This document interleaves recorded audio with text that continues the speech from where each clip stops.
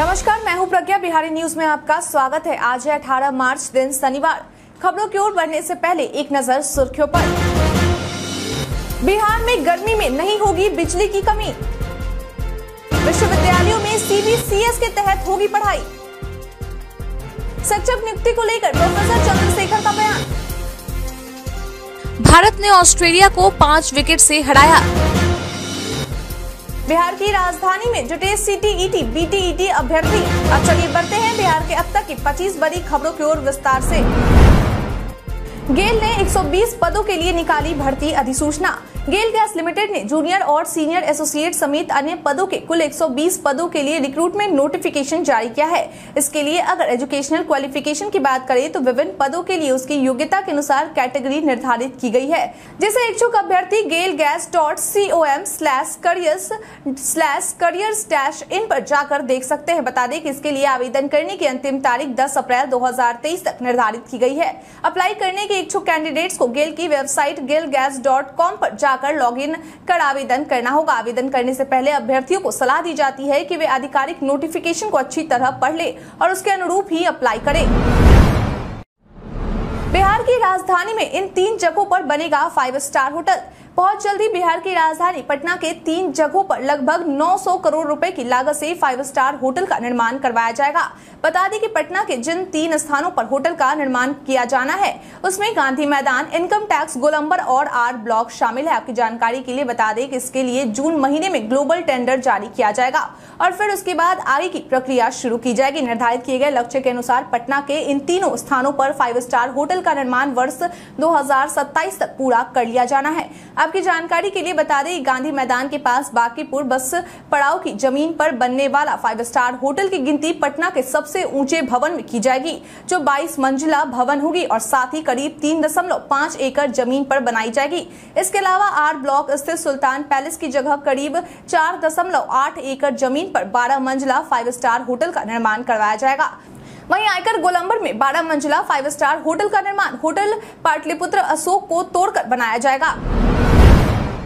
Bihari birthday में आज हम बात करेंगे परिवा प्रणति के बारे में। परिवा प्रणति का जन्म आज ही के दिन 1983 में हुआ था। यह एक भारतीय अभिनेत्री हैं जो मुख्य रूप से हिंदी सोप ओपेरा में दिखाई देती हैं। जब वह स्कूल में थी तब वह एक डॉक्टर या सेना अधिकारी बनना चाहती थी। उन्होंने कई हिंदी टीवी धारावाहिकों में काम किया है, जिसमें 2007 में विरुद्ध, 2008 में हमारी बेटियों का विवाह, 2012 में एक दूसरे से करते हैं प्यार हम, 2016 में बड़ी दूर से आए हैं और 2021 में वागले की दुनिया, नई पीढ़ी नए किसी जैसे कई हिंदी टीवी धारावाहिकों के नाम शामिल है। इसके अलावा परिवा प्रणति ने कुछ हिंदी फिल्मों में भी काम किया है, जिसमें 2009 में वादा रहा, 2011 में विद लव दिल्ली, 2012 में तलाश the answer lies with in और 2019 में मर्दानी 2 में अभिनय किया है।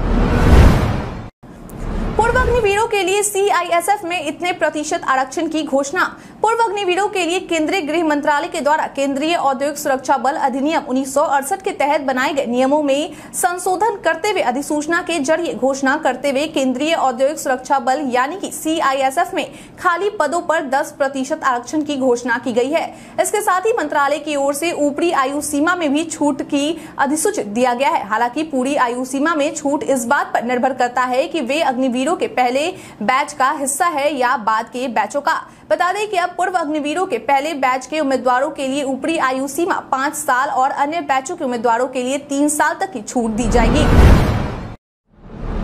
बिहार की राजधानी में जुटे CTET, BTET अभ्यर्थी। 7वें चरण की शिक्षक बहाली की मांग को लेकर बीते दिन बिहार की राजधानी पटना के सड़कों पर अलग अलग जिलों से आए हजारों की तादाद में प्रारंभिक शिक्षक अभ्यर्थी नजर आए। बता दें कि इस दौरान सभी शिक्षक अभ्यर्थी बुद्धा स्मृति पार्क से होते हुए डाक बंगला पहुंचे, जहां से वह विधानसभा जाने की कोशिश कर रहे थे, लेकिन उसी दौरान पुलिस के द्वारा सभी आंदोलनकारियों को खदेड़ दिया गया। इसके साथ ही पुलिस के द्वारा डाक बंगला से इनकम टैक्स जाने के रास्ते को भी ब्लॉक कर दिया गया था। मालूम हो कि शिक्षक अभ्यर्थियों का यह आंदोलन गांधी मैदान के गेट नंबर 1 से शुरू होकर विधानसभा के लिए जाने वाला था, लेकिन ऐसा नहीं हो सका। बता दें कि इस दौरान शिक्षक अभ्यर्थियों के द्वारा डाक बंगला चौराहा को 3 घंटे तक घेरे रखा गया, जिसके बाद भीड़ को तितर बितर करने के लिए पुलिस की ओर से लाठियां चलाई गई, जिसमें कई शिक्षक अभ्यर्थियों को चोटें भी आई है। बिहार दिवस के मौके पर देश के जाने माने आवाज के साथ बंधेगा समा।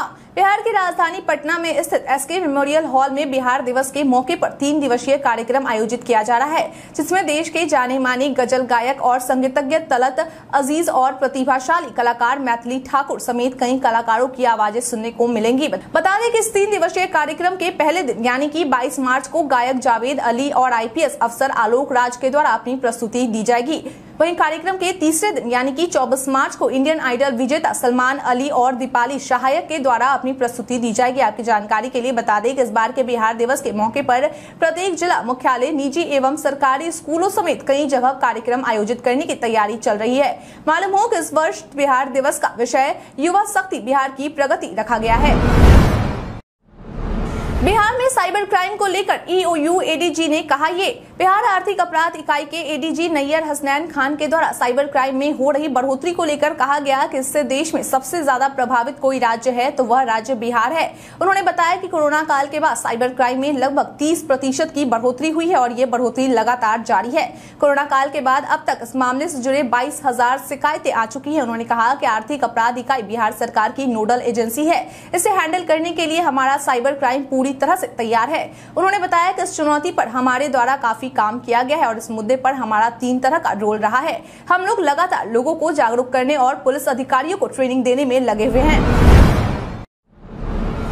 बिहार के 534 प्रखंडों में बनेंगे स्टेडियम। कला संस्कृति एवं युवा विभाग के द्वारा एक प्रेस विज्ञप्ति जारी कर दी गई जानकारी के अनुसार बिहार में खेल और खिलाड़ियों को बढ़ावा मिल सके, इसके लिए बिहार सरकार के द्वारा राज्य के सभी 534 प्रखंडों में स्टेडियम निर्माण की कार्य योजना बनाई गई है।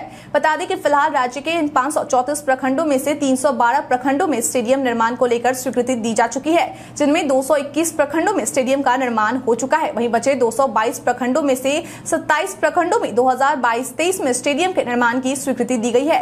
आपकी जानकारी के लिए बता दें कि बाकी प्रखंडों में स्टेडियम के निर्माण को लेकर जमीन नहीं मिलने के कारण स्वीकृति नहीं दी गई है। मालूम हो कि स्टेडियम के निर्माण होने से खिलाड़ियों को प्रशिक्षण में सुविधा तो मिलेगी ही, साथ ही खेलों को भी बढ़ावा मिल सकेगा। बिहार में गर्मी में नहीं होगी बिजली की कमी। बिहार में इस बार बढ़ती गर्मी के बीच लोगों को बिजली की कमी नहीं होगी। बता दें कि इसके लिए बिजली आपूर्ति कंपनियों की ओर से हीट वेव एक्शन प्लान तैयार किया जा रहा है और उसके लिए तैयारियां भी शुरू कर दी गई है। ऊर्जा विभाग के प्रधान सचिव सह पावर होल्डिंग कंपनी के CMD संजीव हंस के द्वारा दिए गए निर्देश के अनुसार राज्य के उन सभी ट्रांसफार्मर को बदलने और 63 kV ट्रांसफार्मर को 100 kV ट्रांसफार्मर में अपग्रेड करने की कोशिश की जा रही है, जो खराब है। बता दें कि इन सभी कामों को मार्च तक पूरा किए जाने का लक्ष्य रखा गया है। इसके साथ ही उन्होंने यह भी कहा है कि सरकारी विभागों में AC का सही इस्तेमाल सुनिश्चित करना होगा। वहीं आम लोग भी गर्मी में AC 25 डिग्री सेल्सियस पर ही चलाने का प्रयास करें। इसके साथ ही प्राथमिक स्वास्थ्य उपकेंद्रों और अस्पतालों में भी बिजली आपूर्ति का खास ध्यान रखा जाएगा। बिहारी पर्यटन में आज हम बात करेंगे जलालगढ़ किला के बारे में। जलालगढ़ किला भारत के बिहार राज्य के पूर्णिया जिले में स्थित एक लगभग 300 वर्ष पुराना दुर्ग है, जो वर्तमान में खंडर स्थिति में है। यह पूर्णिया नगर से लगभग 20 किलोमीटर उत्तर में है। बता दें कि इस किले को सेफ खान ने बनवाया था, जो 1722 में पूर्णिया के नवाब थे। यह किला आकार में चौकोर है और इसमें बहुत ऊंचे दीवार है। ऐसा कहा जाता है कि नेपाली लुटेरों से बचने के लिए यह दीवार ऊंचा किया गया था। इस किले के चारों तरफ 4 गेट है, जिसके अंदर बहुत बड़ा क्षेत्र है, जहाँ पर हजारों की संख्या में घुड़सवार सेनाई रुका करती थी।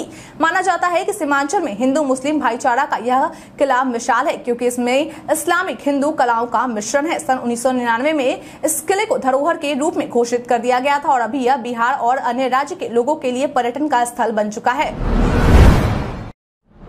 शिक्षक नियुक्ति को लेकर प्रोफेसर चंद्रशेखर का बयान। अगर आप भी शिक्षक बनना चाहते हैं तो यह खबर आपके लिए है। बता दें कि बीते दिन बिहार विधानसभा में राज्य के शिक्षा मंत्री प्रोफेसर चंद्रशेखर के द्वारा सवाल का जवाब देते हुए कहा गया कि राज्य के हाई स्कूलों में शिक्षकों की नियुक्ति वर्ष 2023 तक यानी कि इसी साल तक पूरी कर ली जाएगी। इसके साथ ही उन्होंने यह भी जानकारी दी कि राज्य के पंचायती राज संस्थाओं के विद्यालयों में नियुक्त महिला शिक्षिकाओं को चाइल्ड केयर लीव देने के संबंध में प्रस्तावित नियमावली विचाराधीन है। उन्होंने बताया कि नई शिक्षक नियुक्ति नियमावली में यह व्यवस्था जोड़ने का प्रयास होगा। इसके साथ ही उन्होंने नियोजित शिक्षकों को चिकित्सा अवकाश की स्वीकृति से जुड़े प्रश्न पर जवाब देते हुए कहा कि चिकित्सा अवकाश की स्वीकृति का कोई प्रस्ताव विचाराधीन नहीं है।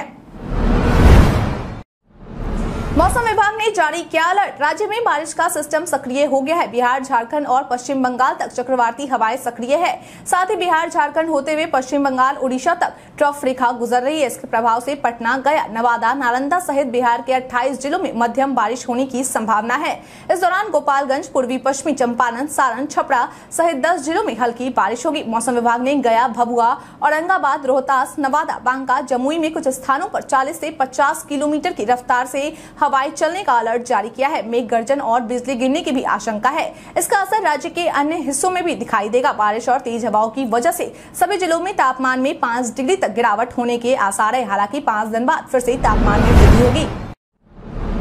विश्वविद्यालयों में सीबीसीएस के तहत होगी पढ़ाई। बिहार के विश्वविद्यालयों में अब चॉइस बेस्ड क्रेडिट सिस्टम यानी कि सीबीसीएस के तहत स्नातक की पढ़ाई को लेकर रोड मैप तैयार किया जा रहा है। सीबीसीएस को बिहार के विश्वविद्यालयों में लागू करने के लिए उच्चतर शिक्षा परिषद ने राज्यपाल को प्रस्ताव भेजा है। साथ ही परिषद ने यह आग्रह भी किया है कि इस कार्यक्रम को प्रदेश के सभी विश्वविद्यालयों में लागू किया जाए। नई शिक्षा नीति तहत यह व्यवस्था की गई है कि स्नातक की पढ़ाई के दौरान आप एंट्री या फिर एग्जिट कर सकते हैं। ऐसे में पाठ्यक्रम में बने रहने तक की समय अवधि के दौरान विद्यार्थी को उनके अंक या फिर जरूरी सर्टिफिकेट दिए जाने का प्रावधान होगा। सीबीसीएस को लागू करवाने को लेकर यूजीसी ने भी गाइडलाइन जारी किया है। हालांकि उसे लागू करवाने की जिम्मेदारी राज्यों को दिया गया है। एक कॉल कर एजेंट को घर बुलाकर रिचार्ज करवाएं स्मार्ट मीटर। साउथ बिहार जिलों में रहने वाले स्मार्ट मीटर के वैसे उपभोक्ता जो बिजली कंपनी के काउंटर पर या निजी मोबाइल रिचार्ज दुकानों पर जाकर स्मार्ट मीटर रिचार्ज करवाते हैं या पोस्टपेड बिल जमा करते हैं, उन उपभोक्ताओं के लिए बिजली कंपनी के द्वारा एक नई सुविधा ऑरेंज ऐप की शुरुआत की गई है, जिसकी मदद से उपभोक्ता केवल एक कॉल करके घर बैठे मीटर रिचार्ज और बिजली बिल जमा कर सकेंगे। बता दें कि इसके लिए एक फोन नंबर 6262642222 जारी किया गया है, जिस पर उपभोक्ता को उपभोक्ता संख्या मैसेज करना होगा और फिर एजेंट उपभोक्ता के घर आकर उनके मीटर को रिचार्ज कर देंगे। यह सेवा उपभोक्ताओं को 24 घंटे मिलेंगी। वही इस ऐप की मदद से रिचार्ज या बिजली बिल चुकाने पर उपभोक्ता को अतिरिक्त पैसे नहीं देने होंगे। उपभोक्ताओं को केवल रिचार्ज करने या पोस्टपेड मीटर का बिल जमा करने का पैसा देना होगा। राज्य सरकार से बिना एनओसी वाले स्कूलों का टीसी नहीं होगा मान्य। शिक्षा विभाग की ओर से राज्य सरकार से बिना एनओसी वाले स्कूलों को लेकर दिशा निर्देश जारी करते हुए कहा गया है कि ऐसे स्कूलों का ट्रांसफर सर्टिफिकेट यानी कि टीसी का कोई मान्य नहीं होगा। यानी कि इन स्कूलों के टीसी पर छात्र दूसरे स्कूलों में एडमिशन नहीं ले सकते हैं। बता दें कि इस दिशा निर्देश की कॉपी विभाग के द्वारा सभी जिला शिक्षा कार्यालय को भेज दी गई है। मालूम हो कि राज्य में ऐसे स्कूल 15,000 है, जिसमें लगभग 3 लाख बच्चे पढ़ते हैं। बता दें कि इन स्कूलों के पास न तो शिक्षा विभाग से एनओसी लिया है और न ही यूडायस से निबंधन करवाया है और इसके साथ ही न ही ई संबंधन पोर्टल से निबंधित है। आपकी जानकारी के लिए बता दें कि अगर कोई स्कूल राज्य सरकार के इन नियमों का पालन करती है तो उसे नियम के अनुसार 25% गरीब बच्चों का एडमिशन लेना पड़ता है। इन्हीं चीजों से बचने के लिए स्कूलों के द्वारा सरकार के इन नियमों का पालन नहीं किया जाता।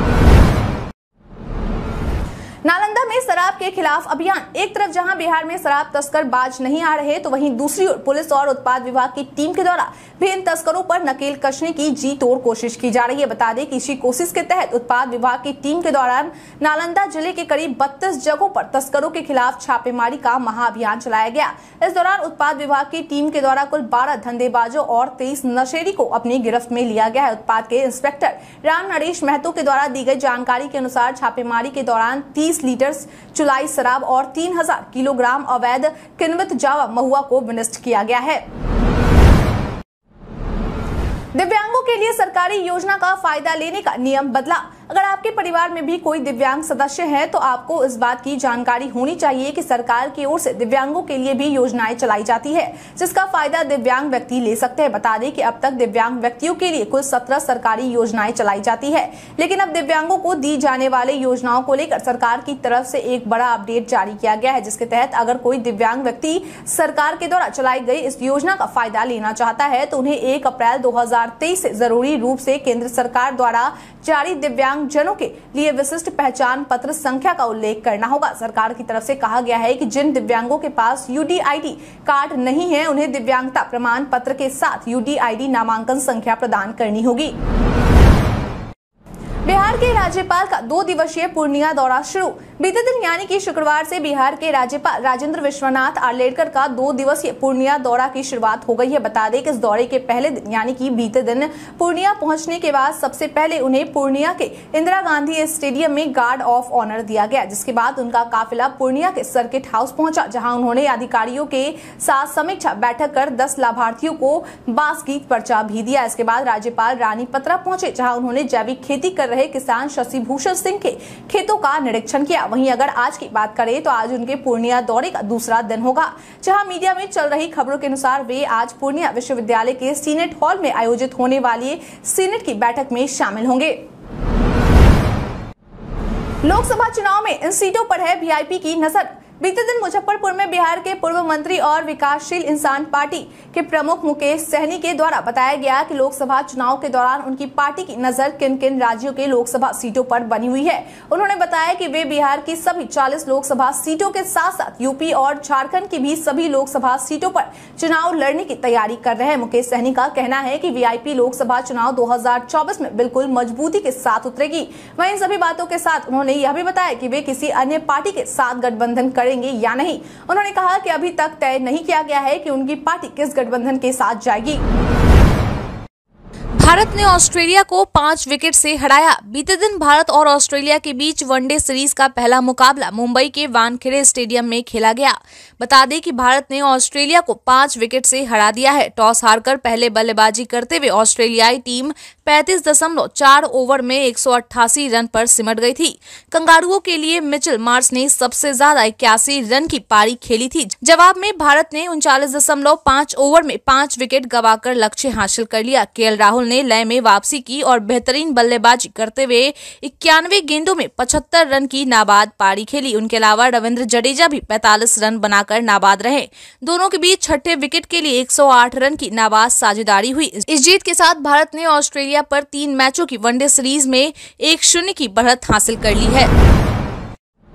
3 महीने के अंदर कराएं आधार अपडेट, नहीं तो देनी होगी फीस। आम आदमी की पहचान यानी कि आधार कार्ड को लेकर सरकार की ओर से एक नया आदेश जारी किया गया है, जिसके अनुसार अगर आपने अपना आधार कार्ड 14 जून से पहले अपडेट नहीं करवाया तो आपको फीस देनी पड़ सकती है। दरअसल UIDAI के द्वारा आधिकारिक बयान जारी कर यह कहा गया है कि आप सभी 14 जून तक मुफ्त में अपने आधार कार्ड को अपडेट करवा सकते हैं, लेकिन आपको बता दें कि यह सुविधा आपको केवल ऑनलाइन अपडेट करवाने पर ही मिलेगी। ऐसे में आप इसका फायदा उठा सकते हैं।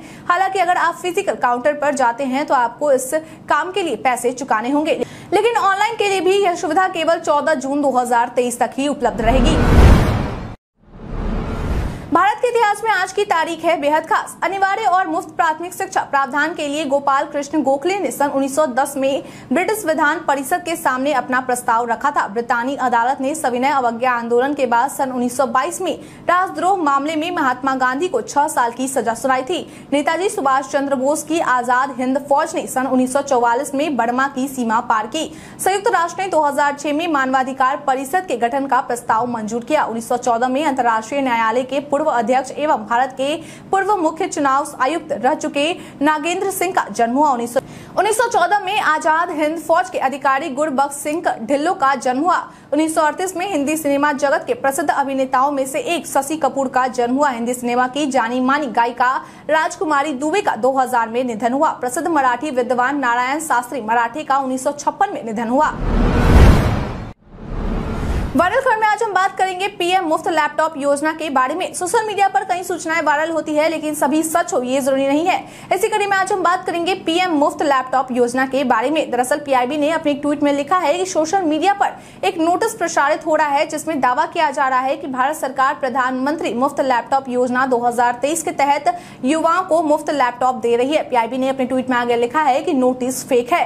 भारत सरकार @EduMen ऑफ इंडिया के द्वारा ऐसी कोई योजना नहीं चलाई जा रही है। व्हाट्सएप यूजर्स को जल्द मिलेगा संदेशों को एडिट करने का feature. Social media platform WhatsApp कथित तौर पर अभी भी एक फीचर पर काम कर रहा है। यह फीचर यूजर्स को iOS बीटा पर संदेशों को एडिट करने की अनुमति देगा। WA बीटा इन्फो की रिपोर्ट के अनुसार नया फीचर यूजर्स को किसी भी गलती को ठीक करने या मूल संदेश में कोई अतिरिक्त जानकारी शामिल करने के लिए अपने संदेशों को एडिट करने के लिए 15 मिनट तक का वक्त देगा। इस फीचर पर फिलहाल काम चल रहा है और बीटा टेस्टर के लिए जारी करने के लिए तैयार नहीं है। रिपोर्ट में आगे उल्लेख किया गया है कि कंपनी एप्लीकेशन के भविष्य के अपडेट में एक फीचर भी ला सकती है जो यूजर्स को मीडिया कैप्शन एडिट करने की अनुमति देगा। इस एक्सप्रेस में होता है मरीजों का फ्री इलाज। गरीब और दूर दराज के मरीजों को अच्छा इलाज मिल सके, इसके लिए इंडियन रेलवे, केंद्रीय स्वास्थ्य मंत्रालय और इम्पैक्ट इंडिया फाउंडेशन की मदद से एक लाइफलाइन एक्सप्रेस ट्रेन की शुरुआत की गई है। बता दें कि इस ट्रेन की खास बात यह है कि इसमें इलाज की सुविधा तो मौजूद होगी, साथ ही इस ट्रेन में ऑपरेशन की भी सुविधा उपलब्ध होगी। आपकी जानकारी के लिए बता दें कि इस ट्रेन में कुल 7 डिब्बे हैं, जिसमें 3 ऑपरेशन थिएटर है। इसके अलावा इस ट्रेन में मरीजों के परिजनों की भी रुकने की भी व्यवस्था की गई है। मेरी जानकारी के अनुसार इस ट्रेन में आंख, कान, पैड, कटे फटे ओठ, दांत का इलाज, गर्दन और स्तन कैंसर का इलाज और ऑपरेशन भी होता है। इस ट्रेन में इलाज करने के लिए हर विभाग के विशेषज्ञ डॉक्टर भी मौजूद होंगे। मालूम हो कि इस ट्रेन में सभी इलाज बिल्कुल मुफ्त में किया जाता है। बीते दिन हमारा पूछे गए सवाल का आप लोगों में से बहुत लोगों ने अपना जवाब हमें हमारे कमेंट सेक्शन बॉक्स में लिखकर दिया था। जिन्होंने हमारा पूछे गए सवाल का जवाब दिया उनके नाम है रामनवी मांझी, विपिन लाल वर्मा, HK मल्होत्रा, रंजीत मिश्रा, शंकर मुखिया, श्वेता रॉय, अनवर करीम खान, बिट्टू कुमार राज, मृत्युंजय कुमार, राजेंद्र सिंह, कुश कुमार यादव, उमेश ऋषिदेव, उदय कुमार पासवान, विकास दास, मंटू कुमार। इसके साथ ही बढ़ते हैं आज के सवाल की ओर। आज का सवाल है, आपके क्षेत्र का मौसम कैसा है? आप अपना जवाब हमें हमारे कमेंट सेक्शन में लिखकर जरूर बताएं। आज के लिए इतना ही। बिहार के तमाम खबरों के साथ बने रहने के लिए देखते रहें बिहारी न्यूज। और साथ ही अगर आप यूट्यूब से देख रहे हैं चैनल को सब्सक्राइब करना और अगर आप फेसबुक से देख रहे हैं तो पेज को फॉलो करना ना भूलें। धन्यवाद।